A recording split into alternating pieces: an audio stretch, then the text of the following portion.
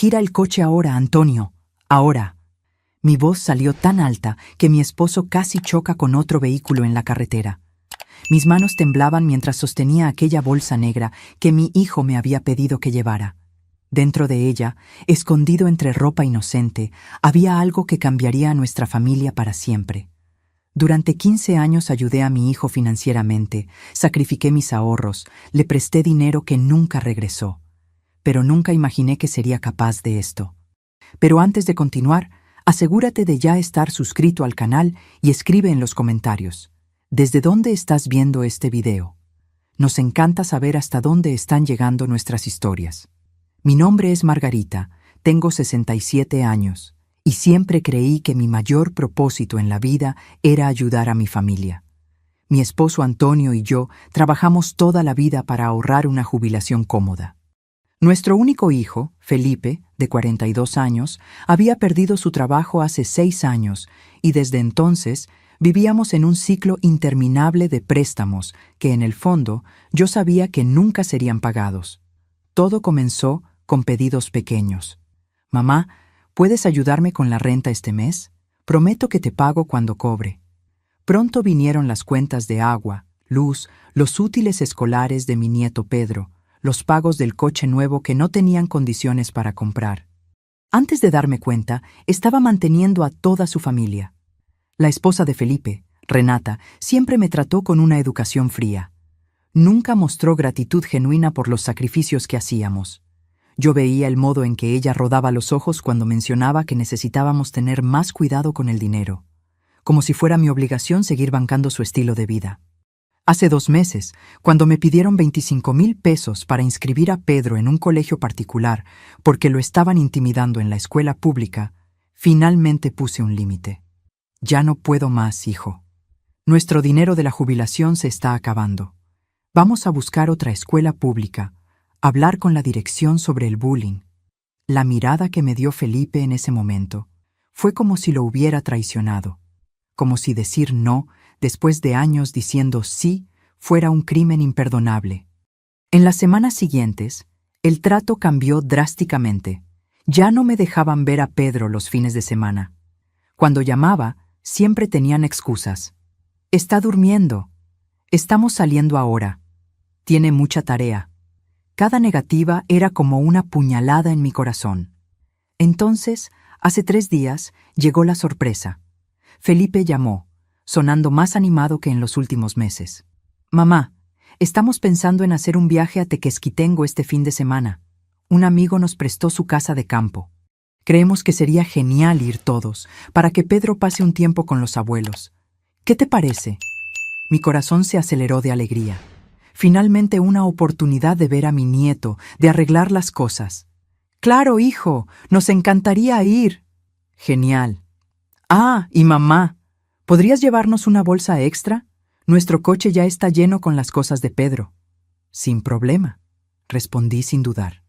En la mañana del viaje, Felipe y Renata aparecieron con una bolsa negra común. Nada sospechoso en ella. La pusimos en nuestro coche y acordamos que ellos nos seguirían justo detrás en la carretera federal 150 hacia Tequesquitengo. Llevábamos casi 2 horas en la carretera cuando sonó mi celular. Era Felipe. Mamá, la bolsa que te dimos, no la abriste, ¿verdad? Aquella pregunta me causó un escalofrío instantáneo. Había algo extraño en su tono. No, ¿por qué la abriría? Por nada. Es que te amo, mamá. ¿Sabes eso, verdad? En 40 años, mi hijo me había dicho esas palabras tal vez media docena de veces. Y nunca así, de esa manera, como una despedida. Felipe, ¿qué está pasando? Nada, mamá. Sigan conduciendo. Nos vemos en la caseta de cobro. Colgué el teléfono con las manos temblorosas. Algo estaba terriblemente mal. Antonio, para el coche. ¿Qué? Estamos en la carretera, Margarita. Para ahora, grité. Mi esposo se orilló en el acotamiento. Felipe y Renata pasaron junto a nosotros, tocando el claxon. Le pedí a Antonio que encendiera las luces de emergencia como si tuviéramos un problema en el coche.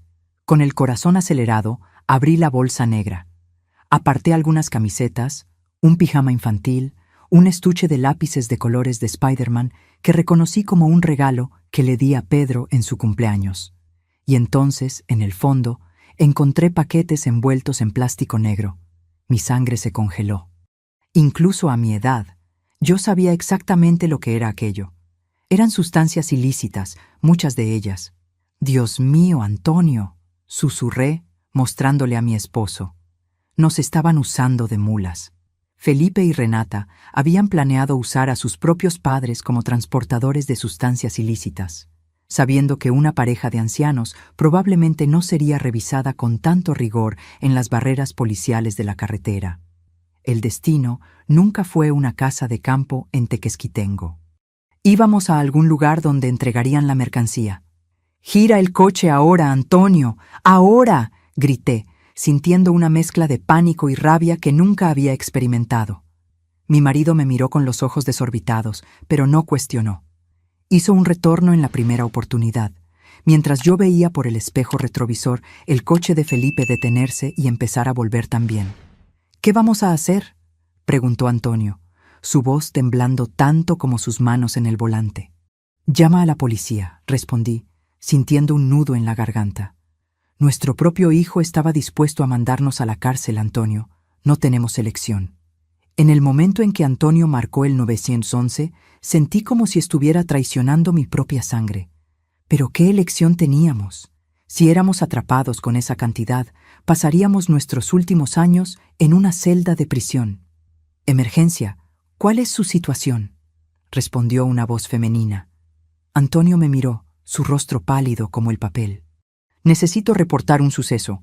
Nuestro hijo puso sustancias ilícitas en nuestra bolsa sin nuestro conocimiento. Estamos en la carretera federal 150, kilómetro 107, con dirección a la capital». Mientras mi esposo hablaba, vi por el retrovisor el coche de Felipe acercándose a alta velocidad. Mi corazón se disparó. «Antonio, vienen detrás de nosotros». «La señora necesita mantener la calma», dijo la voz del otro lado de la línea. «Una patrulla ya está siendo enviada a su ubicación. No confronte a los sospechosos. Sigan conduciendo normalmente si pueden». El coche de Felipe se emparejó con el nuestro y él gesticulaba frenéticamente para que paráramos. Renata estaba en el asiento del pasajero, su rostro contorsionado en una expresión que yo nunca había visto antes, miedo mezclado con rabia. «Sigue conduciendo», le susurré a Antonio. «No pares». Mi esposo aceleró, pero nuestro coche antiguo no era rival para el vehículo más nuevo de Felipe. Él se nos adelantó y frenó bruscamente, forzando a Antonio a detenerse para no chocar. «Dios mío, ¿qué hacemos ahora?». Antonio parecía desesperado, todavía con el teléfono en la mano. «Aseguren las puertas», instruyó la policía. «No salgan del vehículo». Felipe salió del coche y vino corriendo hasta nuestra ventanilla. Su rostro estaba rojo, los ojos desorbitados. Golpeó el vidrio con fuerza. «Mamá, ¿qué están haciendo? ¿Por qué dieron la vuelta?». Apreté la mano de Antonio, buscando fuerza. «No abras», le imploré. Felipe continuó golpeando. «Mamá, abre esa puerta. ¿Qué fue lo que pasó?». Miré a los ojos de mi único hijo, el niño que acuné en las noches de fiebre, que lloró en mi regazo cuando fue rechazado por primera vez, que me dio mi único nieto. Ahora, a sus 42 años, estaba dispuesto a sacrificar a sus propios padres para resolver sus problemas financieros. «Sabemos lo que hay en la bolsa, Felipe», le dije lo suficientemente fuerte para que me escuchara a través del vidrio. Llamamos a la policía. El rostro de él se transformó. La rabia dio paso al shock, luego al pánico. «¿Ustedes qué? ¿Se volvieron locos? Esto va a destruir nuestras vidas». «Tú ibas a destruir las nuestras, hijo», respondí, las lágrimas resbalando por mi rostro. «¿Por qué hiciste esto?». «Le debemos dinero a gente peligrosa, mamá. Era la única salida. Iban a lastimar a Pedro». Renata apareció a su lado, agarrando su brazo. «Vámonos, Felipe. Ahora». Felipe me miró una última vez, una mezcla de miedo y traición en sus ojos. «Acabaste con todo, mamá». Corrieron de vuelta a su coche y aceleraron a toda velocidad, dejando marcas de neumático en el asfalto. «Se están fugando», Antonio informó a la policía. «Las patrullas ya están en camino. ¿Cuál es la descripción y la placa del vehículo?». Suministramos la información, sintiendo como si cada palabra fuera una puñalada para nuestro propio hijo. 15 minutos después, que parecieron una eternidad, 2 patrullas policiales se detuvieron a nuestro lado. Mostramos la bolsa, contamos toda la historia. Lloré descontroladamente mientras explicaba cómo habíamos mantenido a nuestro hijo y su familia durante años, cómo recientemente habíamos establecido límites, cómo él había planeado esta reconciliación solo para usarnos como transportadores de drogas. «Señora, lo que hicieron hoy fue muy valiente», dijo un policía mayor, su mirada comprensiva.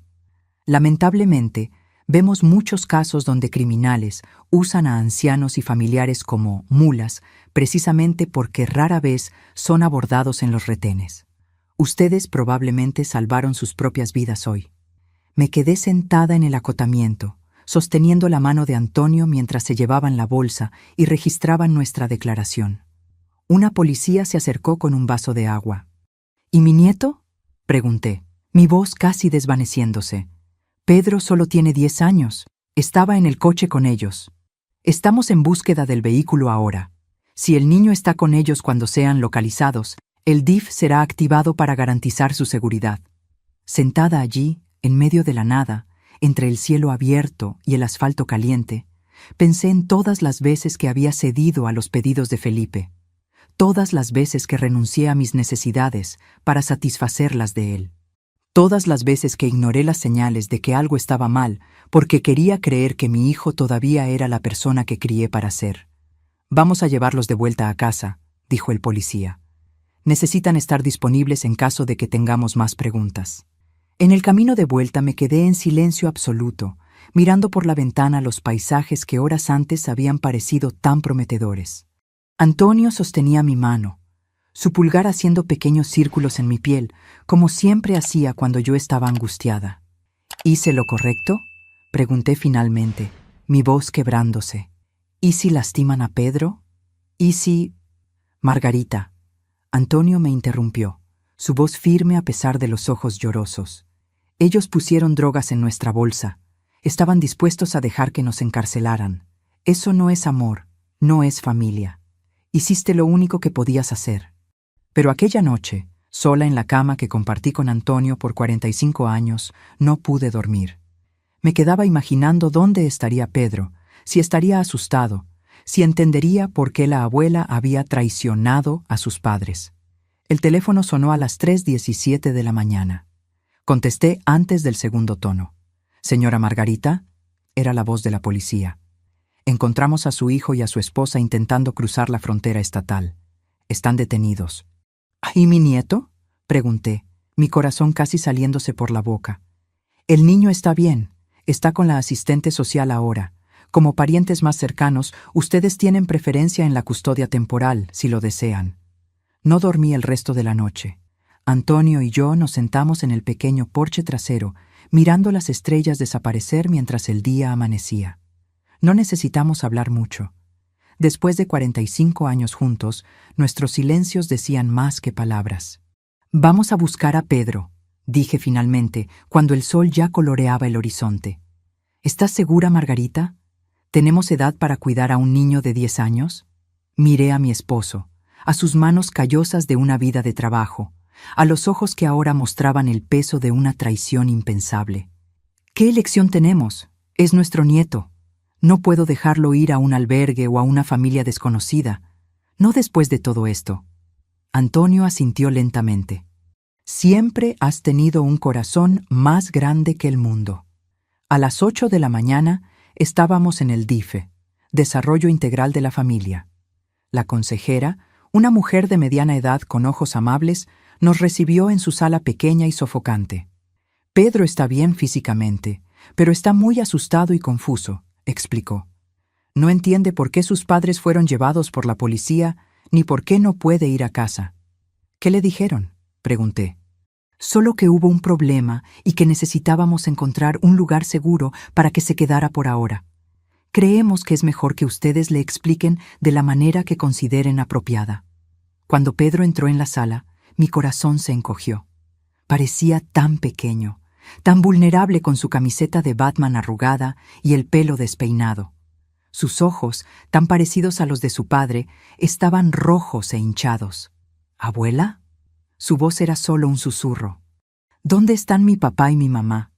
Abrí mis brazos y él corrió hacia mí, enterrando el rostro en mi pecho como hacía cuando era más pequeño. Sentí sus lágrimas mojando mi blusa. Vamos a casa, mi amor, le dije suavemente, acariciando su cabello. Vamos a casa y allí hablamos. ¿Está bien? En el camino a nuestra casa, Pedro se quedó quieto en el asiento trasero, abrazado a la mochila escolar que la asistente social había recogido en su casa. Ocasionalmente, nuestras miradas se cruzaban por el retrovisor y yo intentaba sonreír de manera reconfortante. En casa, preparé chocolate caliente. Siempre fue la bebida reconfortante de nuestra familia, y nos sentamos los tres en la mesa de la cocina. Pedro, comencé, eligiendo las palabras cuidadosamente. Tus padres hicieron algo malo, algo contra la ley, y por eso van a necesitar estar lejos por un tiempo. Sus ojos se desorbitaron. ¿Son bandidos? La pregunta inocente y directa me golpeó como un puñetazo. ¿Cómo explicarle a un niño que sus padres no son monstruos, sino personas desesperadas que tomaron decisiones terribles? No, mi amor, son personas que se equivocaron.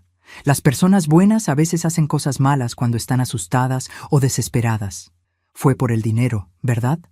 Preguntó Pedro, sorprendiéndome con su percepción. Ellos peleaban mucho por dinero. Mi mamá siempre decía que si tú ayudabas más, nosotros no estaríamos en esta situación. Sentí como si me hubieran abofeteado.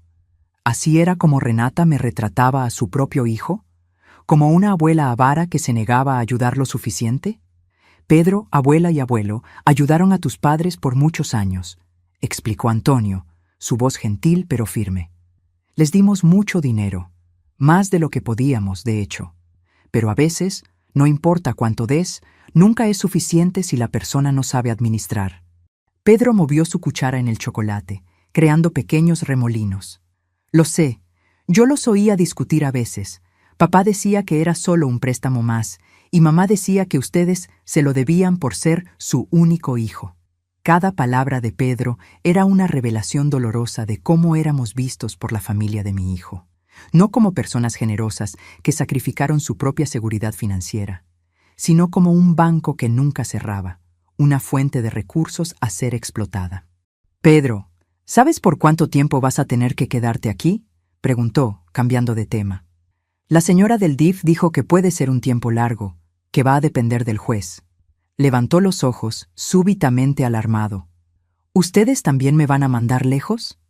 Nunca, respondí con firmeza, extendiendo la mano para sostener la suya. Esta es tu casa ahora, por el tiempo que necesites. En los días siguientes, establecimos una nueva rutina. Inscribimos a Pedro en la escuela pública cerca de casa, la misma donde Antonio había sido conserje antes de jubilarse. Compramos útiles escolares nuevos, algo de ropa, e intentamos crear un ambiente de normalidad en medio del caos en que se había convertido nuestras vidas. Una semana después de la detención de Felipe y Renata, recibimos la visita de un abogado. «Quieren verlos», dijo, sentado en nuestra sala. «Están detenidos preventivamente mientras el caso avanza a juicio». «¿Y qué tienen que decir?», preguntó Antonio, su voz más dura de lo que jamás le oí.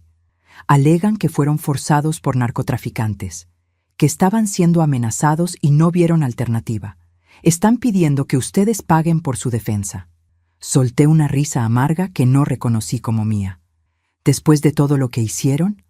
¿Después de intentar convertirnos en criminales? ¿Todavía creen que pueden pedirnos dinero? El abogado parecía incómodo. También mencionaron que, si ustedes no ayudan, pueden alegar que ustedes sabían de las drogas, que fue un plan conjunto. Antonio se levantó tan rápido que la silla casi se cae. «Salga de nuestra casa ahora», ordenó señalando la puerta, «y dígale a mi hijo que si se atreve a acusarnos, yo mismo voy a testificar en su contra. Dígale que tenemos las grabaciones de las llamadas a la policía, que tenemos testigos de que descubrimos las drogas e inmediatamente pedimos ayuda. Dígale que no somos los idiotas que él pensó que éramos». Después de que el abogado se fue, Antonio se sentó pesadamente en el sofá, cubriendo su rostro con las manos. Fue una de las pocas veces que lo vi llorar en todos nuestros años juntos. Antonio, susurré, sentándome a su lado. ¿Crees que hicimos algo mal al criarlo? ¿Cómo nuestro hijo se convirtió en esta persona? Él negó con la cabeza lentamente. No sé, Margarita. Quizás dimos demasiado. Quizás él nunca aprendió que las acciones tienen consecuencias porque siempre estábamos allí para arreglar todo. Aquella noche, mientras Pedro dormía en el cuarto que había sido de su padre, Antonio y yo hicimos un pacto. No permitiríamos que nuestro nieto creciera con la misma sensación de derecho que había corrompido a Felipe. Le enseñaríamos responsabilidad, trabajo duro y, sobre todo, integridad. A la mañana siguiente, recibí una llamada de la prisión. Era Felipe. ¿Aló? Mi voz salió vacilante, insegura. Mamá. La voz de Felipe sonaba diferente por el teléfono de la prisión. Más dura, más fría. Me quedé en silencio, sin saber qué decirle al hijo que había intentado usarme como mula de sustancias ilícitas.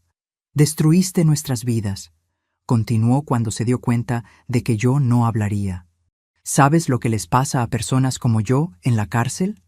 ¿Sabes por cuánto tiempo puedo quedarme aquí? Sentí que mis rodillas flaqueaban y me senté en la silla más cercana. Era surrealista oír a mi hijo, el niño que crié, acusarme por estar sufriendo las consecuencias de sus propias acciones. Felipe, logré decir finalmente, pusiste sustancias ilícitas en nuestra bolsa sin nuestro conocimiento. Tú y Renata planearon usar a sus propios padres como transportadores de drogas. ¿Y ahora me culpas por llamar a la policía? Era nuestra única oportunidad, mamá. Le debemos dinero a gente peligrosa. Iban a lastimar a Pedro. Después de que te negaste a pagar su escuela, no te atrevas. Interrumpí, mi voz temblando de rabia. No te atrevas a usar a tu hijo como excusa. Los ayudamos por 6 años. 6 años. Dimos dinero que ni siquiera teníamos para sostener un estilo de vida que ustedes no podían pagar. Y cuando finalmente dijimos no a un colegio particular carísimo, ¿decidieron convertirnos en criminales? Hubo un silencio del otro lado de la línea. ¿Cómo está Pedro?, preguntó finalmente, su voz súbitamente más pequeña. Está con nosotros. Está seguro. Está en la escuela. Y por primera vez en mucho tiempo está en una casa donde no necesita oír discusiones constantes sobre dinero. Quiero hablar con él. Eso ya no depende de mí, Felipe. Hay un proceso legal ahora. El juez va a determinar cuándo y cómo pueden tener contacto. Oí un suspiro pesado. Mamá, por favor. Necesitas ayudarnos. Necesitas pagar un buen abogado. Por la familia, por Pedro. No, respondí, sorprendiéndome a mí misma con la firmeza en mi voz. Se acabó, Felipe. El dinero se acabó. La confianza se acabó. Cruzaste una línea que no puede deshacerse. Te vas a arrepentir de esto, dijo, y pude oír la rabia creciendo nuevamente.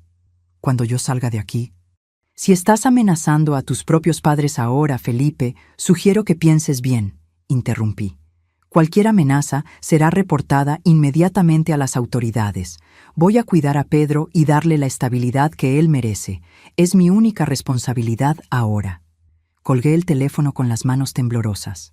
Antonio, que había oído todo desde la puerta de la cocina, se acercó y me abrazó en silencio.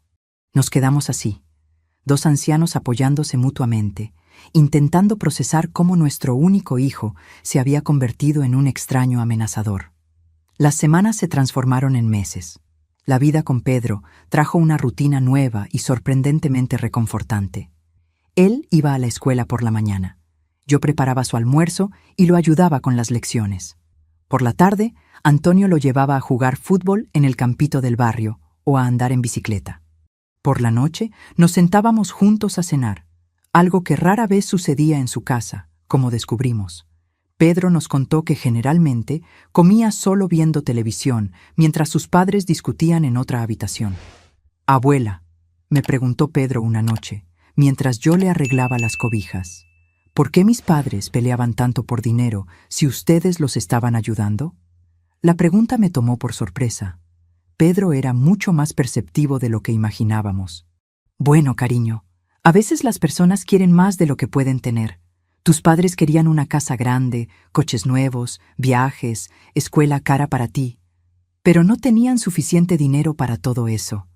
Abuelo y yo ayudamos mucho, pero aún así no era suficiente para el estilo de vida que ellos querían. Pedro se quedó pensativo. En su casa, mi mamá siempre decía que la culpa era de ustedes por no ayudar más, que si ustedes nos amaran de verdad, darían más dinero. Cada revelación de Pedro era como una pequeña puñalada. Era doloroso descubrir cómo Felipe y Renata me habían retratado a su propio hijo, como una villana avara, no como la abuela que había sacrificado su propia seguridad financiera por ellos. Pedro, el amor es mucho más que dar dinero. Es estar presente, es enseñar lo que está bien, es poner límites cuando es necesario. A veces decir no es la forma más difícil de amar a alguien. Él asintió lentamente. ¿Como cuando no me dejas comer chocolate antes de cenar porque te preocupas por mi salud? Sonreí. Exactamente así. A medida que los meses pasaban, Pedro floreció. Sus notas mejoraron, hizo amigos en el barrio, y poco a poco, las preguntas sobre cuándo volverían sus padres se hicieron menos frecuentes. No por falta de amor, me di cuenta, sino porque finalmente estaba experimentando la estabilidad que todo niño merece. El juicio de Felipe y Renata fue programado para 6 meses después de la detención. Como testigos principales, Antonio y yo seríamos llamados a declarar. La idea de testificar contra mi propio hijo me dejaba físicamente enferma, pero yo sabía que era necesario. No solo por la justicia, sino para mostrarle a Pedro que incluso las decisiones dolorosas son necesarias cuando se trata de hacer lo que es correcto. Una semana antes del juicio, recibí una carta de Renata. Me sorprendió. Ella nunca me había escrito antes. Con cierta aprensión, abrí el sobre. Querida suegra, espero que esta carta la encuentre bien. Sé que usted probablemente me odia ahora, y tiene todo el derecho. Lo que hicimos fue imperdonable. Usarlos a usted y a Antonio de esa manera. No tengo excusas. La prisión te da mucho tiempo para pensar. He estado pensando en todas las veces que usted nos ayudó y cómo yo siempre quise más. Cómo hablé mal de usted a Pedro. Cómo manipulé a Felipe para que pidiera más y más. La verdad es que yo nunca aprendí a vivir dentro de nuestras posibilidades. Siempre creí que merecía más de lo que tenía. Y cuando usted y Antonio estaban allí, listos para cubrir nuestras deudas, era fácil seguir así. No estoy pidiendo perdón, ni dinero para abogados. Solo quería que supiera que, a pesar de todo, estoy agradecida porque usted esté cuidando de mi hijo. Él merece algo mejor que los padres que tiene. Renata. Releí la carta varias veces, intentando encontrar la manipulación entre líneas, pero por primera vez desde que conocí a Renata, sus palabras parecían sinceras. Le mostré la carta a Antonio, que la leyó en silencio. ¿Qué piensas?, pregunté. Él suspiró profundamente. Creo que la prisión puede cambiar a las personas. A algunas para peor, a otras, quizás para mejor. ¿Crees en ella? No sé, Margarita, pero creo que es lo más cercano a una disculpa que vamos a recibir. El día del juicio me puse mi mejor vestido, no por vanidad, sino por respeto a la solemnidad del momento. Pedro se quedó con la vecina. Decidimos que no necesitaba pasar por el trauma de ver a sus padres en el tribunal. El tribunal estaba sorprendentemente lleno.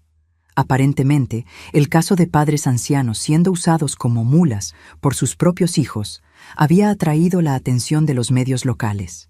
Me senté al lado de Antonio en la primera fila, mis dedos entrelazados con los de él, buscando fuerza. Cuando Felipe y Renata entraron, esposados y vistiendo el uniforme de la prisión, mi corazón se encogió. Felipe parecía haber envejecido 10 años en 6 meses. Estaba más delgado, con ojeras profundas y una barba que nunca antes había tenido. Nuestras miradas se cruzaron por un segundo antes de que él desviara la suya, incapaz de encararme. Renata, por otro lado, me miró directamente y asintió levemente, como si reconociera mi presencia. Había algo diferente en ella, una humildad que nunca había existido antes. El juicio comenzó con las acusaciones siendo leídas. tráfico de drogas, intento de uso de terceros sin consentimiento para transporte de sustancias ilícitas, asociación con el narcotráfico. Cada palabra era como una puñalada. Cuando fui llamada a testificar, mis piernas temblaban tanto que necesité apoyarme en la balaustrada para subir al estrado de los testigos. El fiscal me hizo preguntas sobre los años de apoyo financiero, sobre la negativa reciente de la colegiatura, sobre la extraña reconciliación y la invitación para el viaje. «Señora Margarita», preguntó el fiscal, «¿cuándo exactamente se dio cuenta de que algo estaba mal?» Tragué saliva, mirando brevemente a mi hijo antes de responder. Fue cuando Felipe llamó durante el viaje para preguntar sobre la bolsa. Él nunca, en toda su vida adulta, terminó una llamada diciendo que me amaba. Aquello no era normal. Sentí que algo estaba terriblemente mal. «¿Y qué hizo usted entonces?» Mi voz falló. Le pedí a mi esposo que parara el coche. Abrí la bolsa y encontré los paquetes escondidos entre la ropa de mi nieto. Paquetes de drogas. ¿Y cuál fue su reacción al descubrir esto? Mi voz falló. Mandé a mi esposo a llamar a la policía. Yo sabía que estaba denunciando a mi propio hijo, pero ellos estaban dispuestos a dejarnos ir a prisión en su lugar. ¿Qué elección tenía? El abogado de la defensa, un hombre joven de traje barato, se levantó para el contrainterrogatorio.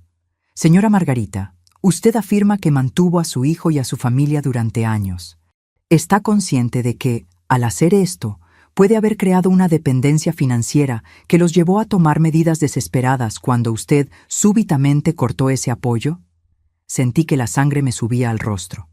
Yo no súbitamente corté el apoyo. Yo dije no a un pedido específico, una escuela particular cara, después de 6 años pagando prácticamente todos sus gastos.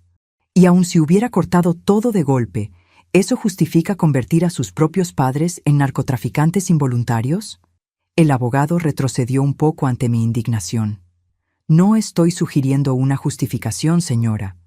Solo estoy estableciendo el contexto de la situación». «El contexto», respondí, mi voz más firme ahora, «es que 2 adultos de 40 años decidieron que la solución para sus problemas financieros era sacrificar a sus padres ancianos». Después de mi declaración, fue el turno de Antonio. Él contó su versión con la misma calma digna que siempre demostró en momentos de crisis. Cuando terminó, el juez llamó a Felipe y Renata a declarar. Felipe subió primero al estrado de los testigos. No podía mirarme mientras hablaba. «Estábamos desesperados», comenzó él. «Debíamos dinero a personas peligrosas que amenazaron con lastimar a nuestro hijo. Cuando mi madre se negó a pagar la escuela particular, nos dimos cuenta de que ella finalmente había establecido un límite, que ya no podíamos contar con ella financieramente. ¿Y eso justificó poner drogas en su bolsa sin su conocimiento?», preguntó el fiscal. Felipe finalmente me miró, sus ojos llenos de lágrimas. «No, nada justifica lo que hicimos. Yo traicioné a las personas que siempre estuvieron a mi lado. Merecía ser arrestado solo por eso». La sinceridad en su voz me sorprendió. No parecía ensayado o manipulador. Renata testificó a continuación. Ella confirmó todo lo que Felipe había dicho, pero fue más allá. «Fue mi idea», admitió, dejando a la corte en silencio. Felipe dudó, pero yo insistí. Dije que sus padres ya eran ancianos, que nadie sospecharía de ellos, que era nuestra única salida.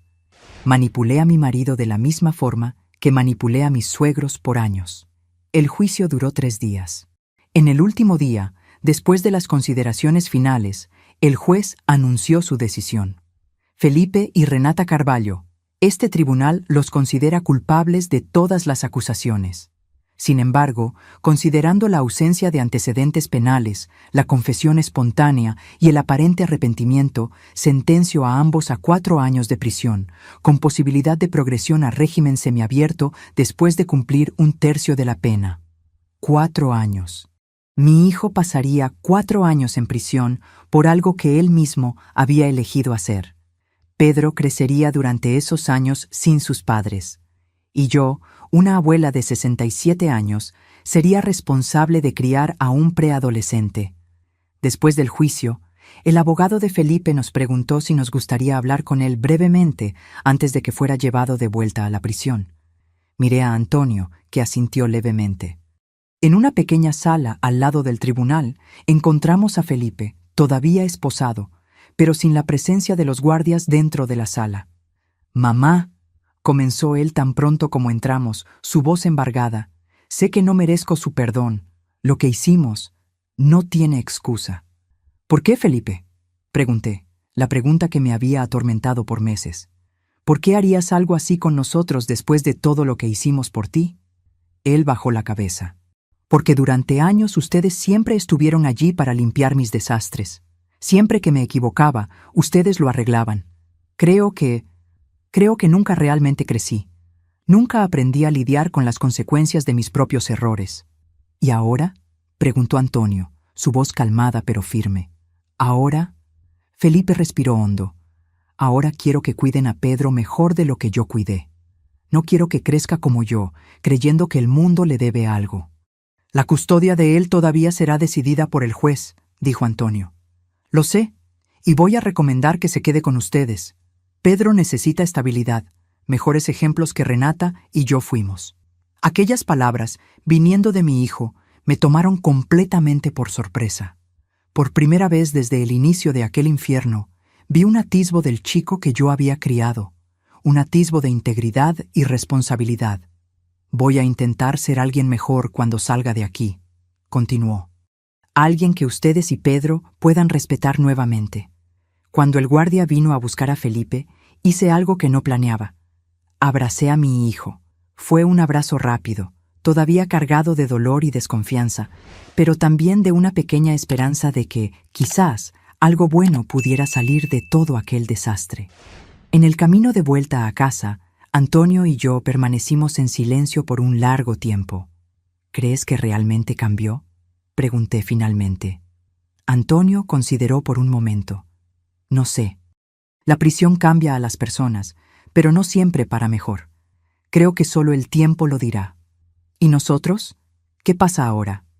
Él tomó mi mano sobre el asiento del coche. «Ahora criamos a nuestro nieto. Le damos lo que necesita, no necesariamente lo que quiere. Enseñamos valores, responsabilidad, integridad, y rezamos para hacer un trabajo mejor esta vez». Cuando llegamos a casa, Pedro corrió a recibirnos, ansioso por noticias. «¿Qué pasó? ¿Cuándo vuelven papá y mamá?». Nos sentamos con él en la sala y explicamos, de la forma más gentil posible, que sus padres se quedarían lejos por algunos años, que él viviría con nosotros durante ese tiempo. «¿Ellos van a ir a la cárcel de verdad?», preguntó su voz pequeña. «Sí, cariño. Ellos hicieron algo malo y ahora necesitan enfrentar las consecuencias». Pedro se quedó en silencio por un momento, procesando la información. «¿Puedo visitarlos?». «Eso va a depender del juez de la Sala de la Infancia y la Juventud. Pero probablemente sí, con algunos límites». Él asintió, sorprendentemente compuesto para un niño de su edad. «Está bien, entiendo». Aquella noche, mientras arreglaba la cama de Pedro, él me hizo una pregunta que se quedaría conmigo por mucho tiempo. «Abuela, ¿todavía amas a papá incluso después de lo que hizo?». La pregunta de Pedro me tomó desprevenida. ¿Cómo explicarle a un niño de 10 años la complejidad del amor maternal? ¿Cómo decir que es posible amar profundamente a una persona y al mismo tiempo estar devastada con sus elecciones? «Pedro», comencé, sentándome en el borde de la cama, «el amor de madre es complicado. Yo amo a tu padre, sí. Lo amaré para siempre, porque es mi hijo. Pero eso no significa que yo acepte o apruebe lo que él hizo. Amar a alguien no es dar un pase libre para hacer cosas malas». Pedro pensó por un momento, agarrado a su oso de peluche desgastado. «¿Como cuando me amas, pero me castigas si hago algo malo?». Sonreí con la simplicidad perfecta de su analogía. «Exactamente así, cariño. Te amo demasiado para dejarte crecer creyendo que puedes hacer cualquier cosa sin consecuencias. ¿Y me vas a amar incluso si hago algo muy, muy malo un día? ¿Como hizo papá?». Sentí que mi corazón se encogía con el miedo en su voz. «Siempre, Pedro. Siempre. Nada en el mundo podría cambiar eso. Él asintió, pareciendo satisfecho. Entonces creo que está todo bien que papá esté en la cárcel, siempre y cuando tú todavía lo ames. Las semanas siguientes se dedicaron a establecer una nueva normalidad. La asistente social visitaba regularmente para verificar cómo Pedro se estaba adaptando. El juez de la sala de la infancia determinó que por ahora Antonio y yo tendríamos la custodia provisional, con la primera visita a los padres programada para 2 meses después del inicio del cumplimiento de la pena. El día de la visita, Pedro estaba nervioso, cambiándose de ropa 3 veces antes de decidirse por una camiseta de superhéroe que Felipe le había dado en el último cumpleaños. ¿Crees que les gustará verme?, preguntó mientras yo le peinaba su cabello rebelde. Será el mejor momento de los últimos meses para ellos, respondí honestamente. El penal era un lugar frío e intimidante, incluso para una visita. Pedro apretó mi mano con fuerza mientras pasábamos por los detectores de metal y por los procedimientos de seguridad. La sala de visitas tenía mesas de concreto fijadas al suelo y sillas de plástico duro. Felipe entró primero. Llevaba el uniforme naranja de la prisión y parecía aún más delgado que en el juicio. Sus ojos se iluminaron cuando vio a Pedro, y por un momento pude ver al niño que había sido, antes de que la vida y las malas elecciones lo transformaran. Pedro. Se arrodilló y abrió los brazos. Pedro dudó solo por un segundo antes de correr hacia su padre, envolviéndolo en un abrazo apretado. Sentí lágrimas en mis ojos al ver aquel reencuentro.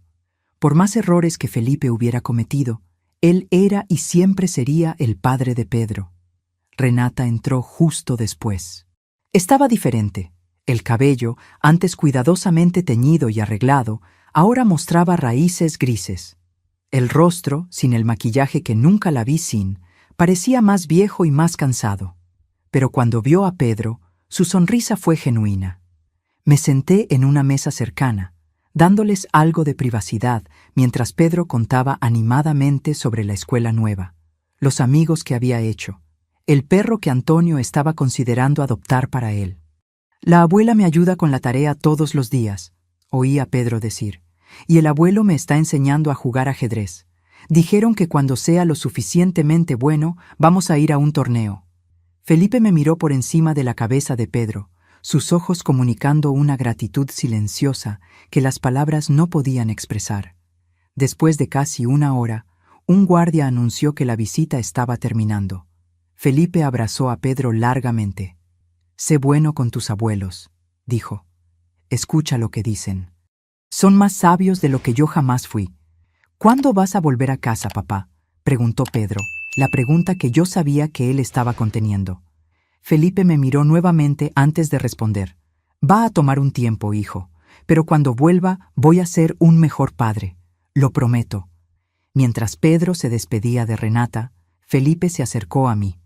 «Mamá», dijo bajito, «sé que no merezco pedir nada, pero por favor, no dejes que me olvide, no dejes que crea que no me importa». «Nunca haría eso, Felipe. Él siempre sabrá que lo amas». Felipe asintió, tragando saliva. «Gracias, por todo, por cuidarlo, por no dejarlo ir a un albergue o familia adoptiva». «Es mi nieto», respondí simplemente. «Y tú, con todos tus errores, sigues siendo mi hijo». En el camino de vuelta a casa, Pedro estuvo inusualmente callado. «¿Estás bien, cariño?», pregunté, observándolo por el retrovisor. «Parecían diferentes», dijo finalmente. «¿Diferentes cómo?». «Más pequeños. Papá siempre parecía tan grande. Y mamá siempre estaba arreglada, con maquillaje y uñas hechas. Ahora parecen personas normales». Entendí lo que quería decir. Para un niño, los padres son casi figuras mitológicas, más grandes que la vida, infalibles.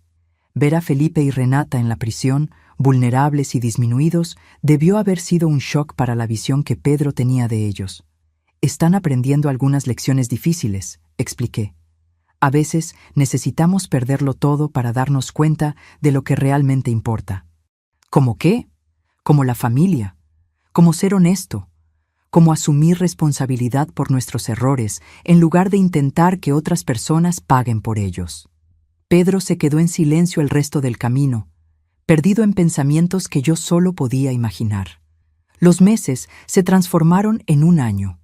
Las visitas bimensuales a la prisión se convirtieron en parte de nuestra rutina. Pedro se adaptó sorprendentemente bien a su nueva vida. Sus notas eran excelentes, tenía amigos, jugaba fútbol los sábados en un equipo local que Antonio pasó a entrenar voluntariamente.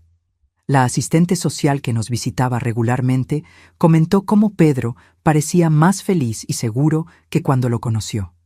«Están haciendo un trabajo increíble», dijo durante una de sus visitas. «No es común ver a niños adaptarse tan bien después de un trauma como este». «Él es fuerte», respondí. «Más fuerte de lo que yo era a su edad». Felipe y Renata, mientras tanto, parecían estar cambiando en la prisión. Felipe consiguió un trabajo en la biblioteca del penal y comenzó a estudiar para concluir la educación superior a través de un programa de educación a distancia. Renata se involucró en un programa de artesanía e incluso comenzó a dar clases de costura a otras reclusas.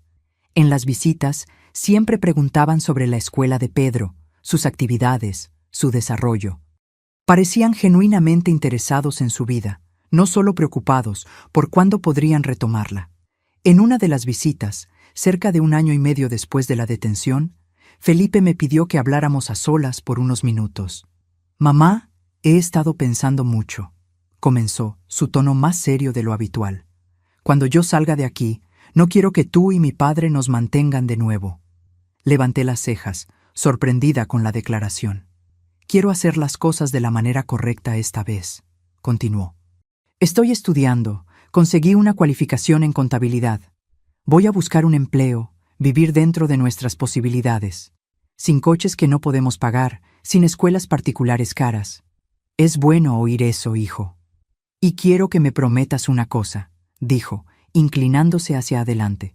«Si vuelvo a los viejos hábitos, si empiezo a pedir dinero o a intentar manipularte, di no, inmediatamente. No importa la excusa que te dé». La sinceridad en sus ojos me conmovió. Era la primera señal real de que Felipe estaba genuinamente comprometido a cambiar. «Lo prometo», respondí, «pero espero no necesitar cumplir esa promesa». Él sonrió, una sonrisa triste, pero honesta. «Yo también, mamá, yo también». Aquella noche, le conté la conversación a Antonio mientras lavábamos los platos de la cena. Pedro ya estaba en la cama, exhausto después de un día en el parque acuático. «¿Crees en él?», preguntó Antonio, secando un plato. «Quiero creer», respondí honestamente. «Pero sé que los cambios reales llevan tiempo y que las buenas intenciones en la prisión son diferentes a enfrentar tentaciones en el mundo real». Antonio asintió. «¿Sabes lo que me preocupa más? ¿Cómo será para Pedro cuando salgan? Él está tan bien adaptado aquí con nosotros. La transición va a ser difícil». Era una preocupación que yo también tenía. Pedro, ahora con casi 12 años, estaba floreciendo bajo nuestros cuidados. La idea de interrumpir esa estabilidad me angustiaba. «Vamos un día a la vez», dije, repitiendo el mantra que nos había sostenido durante aquel periodo turbulento. Un día a la vez. El cumpleaños número 12 de Pedro llegó en un sábado soleado de septiembre. Preparamos una pequeña fiesta en el patio trasero. Nada extravagante, solo algunos amigos de la escuela, un pastel casero que él mismo me ayudó a hacer y una mesa de golosinas simples. La diferencia en relación con las fiestas elaboradas que Felipe y Renata solían dar era notable. «¿Están seguros de que no necesitan ayuda con los costos de la fiesta?», había preguntado la asistente social durante su visita mensual, claramente preocupada por nuestro presupuesto limitado de jubilados. «Estamos bien», respondió Antonio con una sonrisa. «Descubrimos que los niños necesitan más atención que fiestas caras». Era verdad. Pedro, que antes tenía fiestas temáticas en salones infantiles, con regalos carísimos y decoración profesional, parecía más feliz con nuestra simple celebración casera de lo que jamás lo vi en las fiestas anteriores. Quizás porque ahora él realmente participaba en todo, desde elegir el sabor del pastel hasta ayudar a inflar los globos. «Este es el mejor cumpleaños que he tenido, abuela», me dijo mientras colgábamos juntos las banderitas. «¿Incluso sin el castillo inflable y la máquina de algodón de azúcar?», pregunté, medio bromeando, medio en serio. Eso, se encogió de hombros. Era divertido, pero casi no veía a mis padres durante las fiestas. Estaban siempre ocupados recibiendo a los invitados o discutiendo sobre algo que no estaba como mi mamá quería. La sabiduría de aquel niño a veces me sorprendía. Con solo 12 años, Pedro ya había aprendido lecciones sobre valores y prioridades que sus padres tardaron décadas en comenzar a entender, y aún así necesitaron una prisión para eso. El gran regalo de Pedro fue una bicicleta nueva, no la última moda, sino una de buena calidad que Antonio había restaurado de una bicicleta usada que encontramos en una tienda de segunda mano. Juntos, habían lijado, pintado y reparado aquella bicicleta durante semanas, transformando el proyecto en una actividad de abuelo y nieto que creó más recuerdos que cualquier regalo comprado podría. En medio de la fiesta, mientras los niños jugaban fútbol en el patio trasero, mi celular sonó. Era el número de la prisión.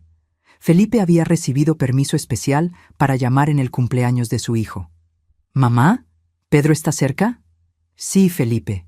¿Quieres hablar con él?» «Por favor».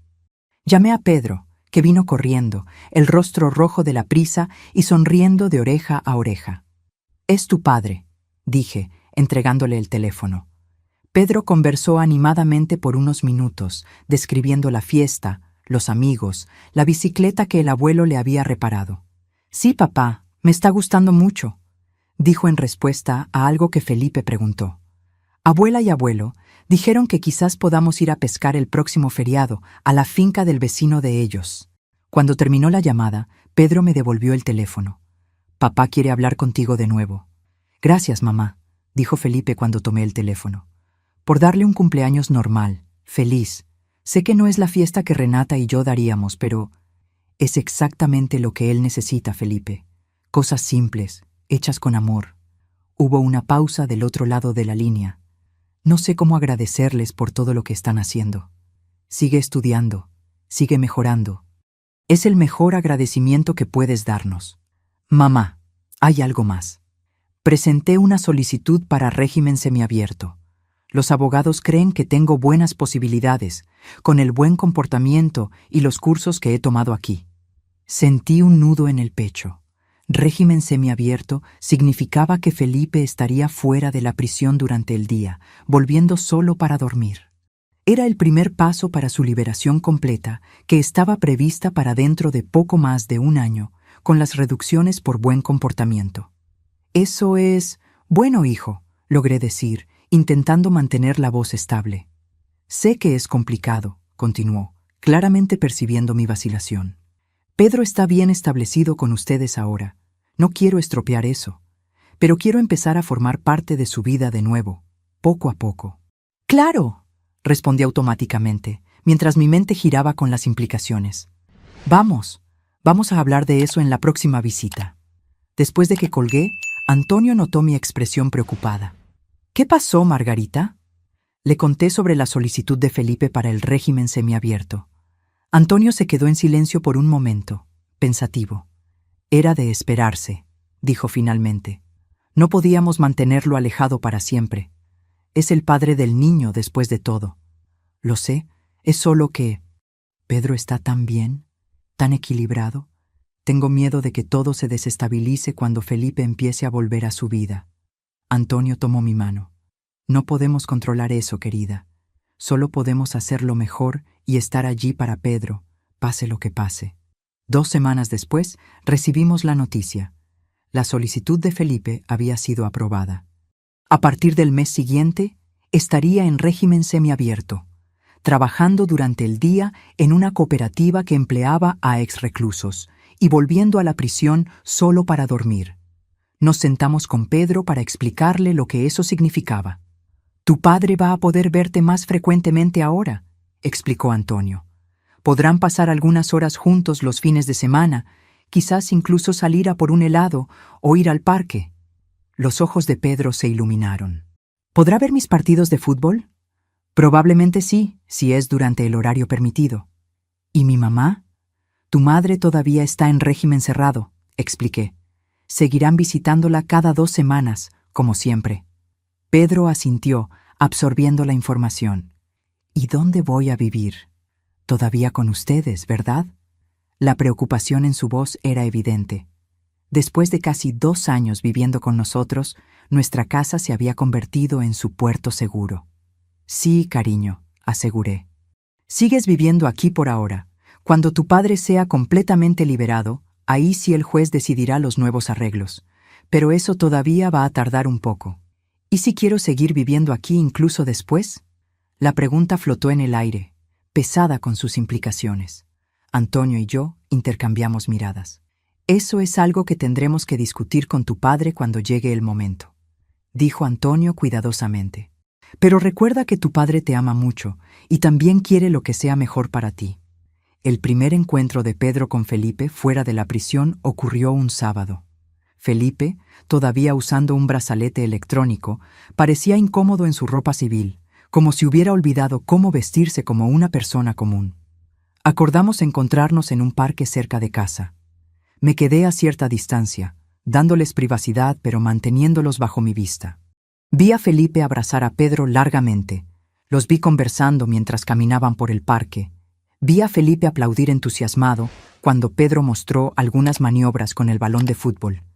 Parecía tan normal, como si aquellos 2 años de separación nunca hubieran ocurrido. Como si Felipe no hubiera intentado convertir a sus propios padres en narcotraficantes. Cuando el tiempo permitido terminó y Felipe necesitó regresar a la cooperativa, Pedro volvió a mí con una sonrisa que no veía desde hacía mucho tiempo. Papá dijo que está logrando ahorrar dinero en su nuevo trabajo, contó animadamente. Dijo que cuando salga completamente va a alquilar un apartamento pequeño, pero con un cuarto solo para mí. Forcé una sonrisa. Eso es genial, Pedro. Me preguntó si quiero vivir con él cuando salga. Mi corazón se hundió. ¿Y qué le dijiste? Pedro me miró súbitamente serio. Dije que me gusta vivir con la abuela y el abuelo, que no quiero cambiar de escuela ni dejar a mis amigos. Sentí un alivio culpable. Por un lado, me alegraba que Pedro se sintiera tan bien con nosotros que no quisiera irse. Por otro, sabía que eso le rompería el corazón a Felipe. ¿Qué dijo él? Pareció triste, pero después dijo que entiende, que quizás pueda pasar los fines de semana con él, o vacaciones. Que lo importante es que yo esté feliz y seguro. Aquellas palabras me sorprendieron. El antiguo Felipe habría insistido, quizás incluso intentado, hacer que Pedro se sintiera culpable. Este nuevo Felipe, que aceptaba la preferencia del hijo y priorizaba su bienestar por encima de sus propios deseos, era un cambio significativo. Aquella noche recibí un mensaje de texto de un número desconocido. Mamá, soy Felipe, de la cooperativa. Gracias por traer a Pedro hoy. Sé que no es fácil para ustedes verme volver a su vida, pero prometo que haré todo diferente esta vez. PD. Pedro es un chico increíble. Hicieron un trabajo mucho mejor de lo que yo jamás hice. Le mostré el mensaje a Antonio, que lo leyó en silencio. ¿Qué piensas?, pregunté. Antonio suspiró profundamente. Creo que quizás esté realmente cambiando. Los meses siguientes crearon una nueva rutina. Pedro seguía viviendo con nosotros, yendo a la escuela, participando en el equipo de fútbol. Los sábados pasaba algunas horas con Felipe, a veces en el parque, a veces en una merienda, ocasionalmente en eventos escolares donde Felipe podía asistir con autorización especial. Los domingos alternábamos entre días en casa y visitas a Renata en la prisión. Era un equilibrio delicado, pero de alguna manera estaba funcionando. Pedro parecía feliz con el arreglo, teniendo la estabilidad de nuestra casa y la reconexión gradual con su padre. Felipe, por su parte, parecía estar tomando en serio su promesa de cambio. Trabajaba consistentemente en la cooperativa, continuaba sus estudios y, lo más importante, nunca nos pidió dinero. Cierta mañana de domingo, mientras Pedro todavía dormía, Antonio y yo tomábamos café en el porche, disfrutando del frescor de la mañana. ¿Ya pensaste en lo que va a pasar cuando Felipe sea completamente liberado?, preguntó Antonio, rompiendo nuestro cómodo silencio. La pregunta flotaba sobre nosotros desde hacía meses, pero siempre evitábamos abordarla directamente. Pienso en eso todos los días, confesé. Faltan solo 4 meses ahora. ¿Y qué crees que va a pasar? Suspiré profundamente. ¿Honestamente? No sé. Pedro dejó claro que quiere seguir viviendo con nosotros, por lo menos por ahora. Pero legalmente, Felipe es el padre. Si él quiere la custodia integral. ¿Crees que haría eso? ¿Forzar a Pedro a ir en contra de su voluntad? Negué con la cabeza lentamente. ¿El Felipe de antes? Definitivamente. ¿Ese nuevo Felipe? No estoy segura. Nuestras reflexiones fueron interrumpidas por el timbre del teléfono. Era domingo por la mañana. ¿Quién podría estar llamando tan temprano? ¿Aló? Contesté, un leve presentimiento molestándome. ¿Señora Margarita? Era una voz masculina que no reconocí inmediatamente. Aquí es Marcelo, supervisor de la cooperativa donde su hijo trabaja. Mi corazón se aceleró. ¿Pasó algo con Felipe? Él me pidió que llamara. Hubo un incidente anoche. Está en el hospital municipal. ¡Hospital!, exclamé, haciendo que Antonio se girara bruscamente hacia mí. ¿Qué pasó? ¿Está bien? Fue atacado cuando volvía al alojamiento de la prisión. Aparentemente, algunos antiguos asociados no estaban contentos con su negativa a volver a trabajar con ellos después de la liberación. Dios mío, susurré. ¿Es grave?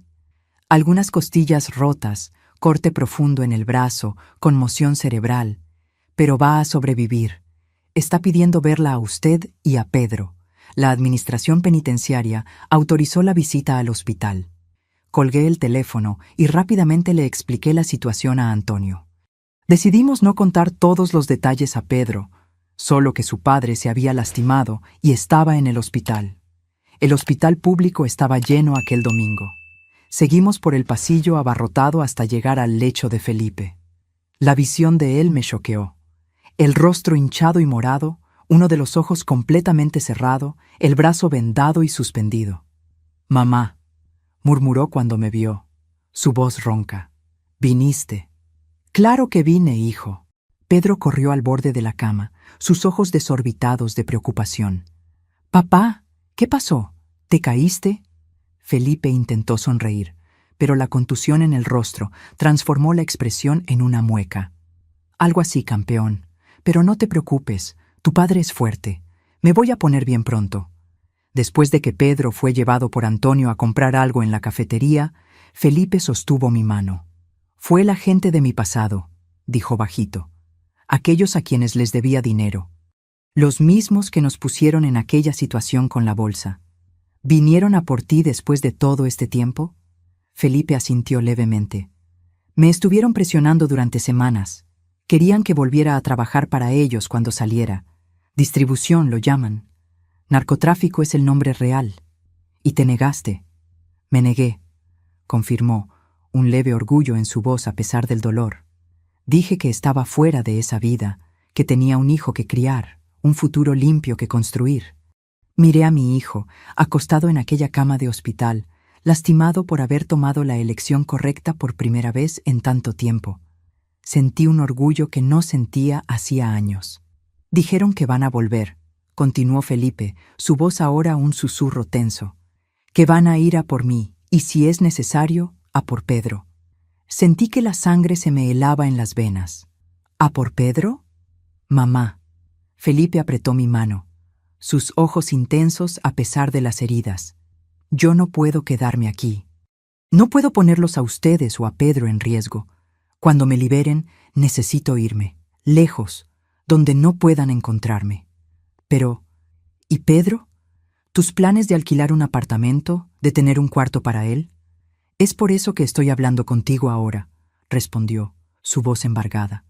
«Pedro es feliz y seguro con ustedes. Tiene escuela, amigos, estabilidad. Arrancarlo de todo eso para una vida huyendo de narcotraficantes». Negó con la cabeza. «¿Qué tipo de padre sería yo?» «¿Qué estás diciendo, Felipe?» «Estoy diciendo que, cuando salga, me voy a ir. Solo. Me voy a otro estado, a empezar de nuevo donde nadie me conozca. Y quiero que tú y mi padre sigan con la custodia de Pedro». La declaración me tomó completamente desprevenida. Era lo opuesto a lo que temía. En lugar de luchar por la custodia, Felipe estaba renunciando voluntariamente a su hijo para mantenerlo seguro. ¿Estás seguro de eso? Es tu hijo.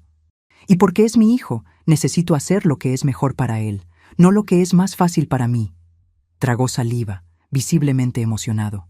Fue lo que hiciste en aquella carretera, mamá, cuando descubriste las drogas en la bolsa. Hiciste lo que era necesario, no lo que era fácil. Ahora es mi turno de hacer lo mismo. Cuando Antonio y Pedro regresaron, conversamos sobre cosas triviales: el equipo de fútbol, la escuela, el nuevo videojuego que Pedro había pedido para Navidad.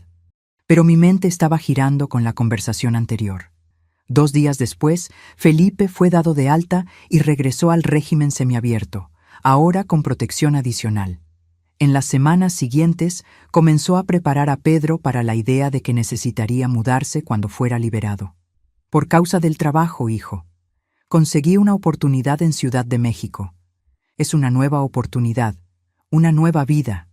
¿Pero y yo?, preguntó Pedro, la voz pequeña. ¿No puedo ir contigo? Vi el corazón de Felipe romperse con aquella pregunta, pero él se mantuvo firme. No ahora, campeón. Tienes escuela, amigos, toda tu vida establecida aquí. No sería justo arrancarte de todo eso, pero voy a visitarte siempre que pueda. Y cuando yo esté bien establecido, quién sabe. Ambos sabían que era una promesa vacía, pero era más fácil que la verdad brutal, que Felipe se estaba yendo para proteger a su hijo de hombres peligrosos que podrían usarlo para atacarlo. El día de la liberación de Felipe llegó en un martes lluvioso de marzo. Antonio y yo lo buscamos en la puerta de la prisión mientras Pedro estaba en la escuela. Una decisión tomada para facilitar la difícil despedida. «Entonces ese es esto», dijo Felipe, parado en la acera con una mochila simple conteniendo todas sus pertenencias. Empezar de cero a los 44 años. «Te va a ir bien», dijo Antonio, dando palmaditas en su hombro. «Eres joven todavía, tienes salud, estás estudiando. Mucha gente empieza de nuevo con menos que eso». Felipe asintió. «Lo sé, solo quisiera haberme dado cuenta de esto antes de perder tantos años, antes de casi sacrificarlos a ustedes dos por mi irresponsabilidad». Llevamos a Felipe a nuestra casa para una última comida en familia antes de su partida. El billete de autobús para Guadalajara estaba comprado para aquella noche. Un amigo de la cooperativa había arreglado un trabajo y un lugar para él quedarse allí. Pedro llegó de la escuela y pasó las últimas horas preciosas con su padre. Jugaron videojuegos, conversaron sobre fútbol, hicieron planes imposibles sobre lo que harían cuando se vieran de nuevo. Era doloroso verlo, sabiendo que podrían pasar meses, quizás años, antes de que fuera seguro para Felipe regresar. Cuando llegó la hora de partir, Felipe abrazó a Pedro largamente. «Sé un buen chico con tus abuelos», dijo, la voz embargada. «Estudia, sé honesto, trabaja duro, sé mejor que tu padre». «Lo seré, papá, lo prometo». Pedro lloraba abiertamente ahora. «Pero vuelve pronto, ¿sí? Tan pronto como pueda, campeón, tan pronto como pueda». Felipe se giró hacia mí, sus ojos rojos. «Mamá, yo...» No dejé que terminara. Abracé a mi hijo con toda la fuerza que tenía. «Lo sé, Felipe, lo sé». Después de que el taxi llevó a Felipe a la terminal de autobuses, me senté con Pedro en el porche mientras él procesaba la partida de su padre. Antonio había ido a buscar un helado, nuestra tradición para momentos difíciles. «Abuela», dijo Pedro finalmente, «papá no va a volver tan pronto, ¿verdad?» Miré a mi nieto, ahora con casi 13 años, más perceptivo de lo que le dábamos crédito. «Quizás no, cariño. Él necesita un nuevo comienzo, lejos de las malas influencias del pasado». Pedro asintió lentamente. «Es por culpa de aquellos hombres que lo lastimaron, ¿verdad? Los oía ustedes conversando en el hospital cuando creían que yo estaba durmiendo».